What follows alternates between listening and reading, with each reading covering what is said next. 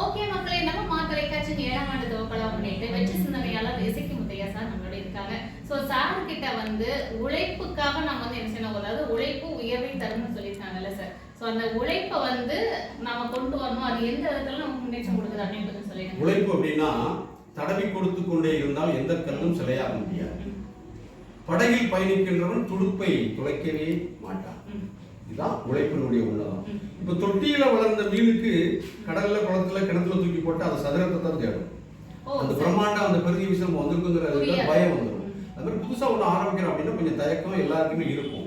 அதுலயே போக போனா அதுவே பழகிடும்.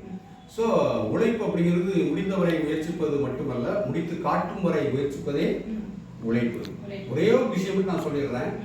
மிகச்சிறந்த விஷயம் என்ன அப்படின்னா, முடியும் என்று முடிவெடுத்து விட்டால் 1000 வழிகள் பிறந்துவிடும்.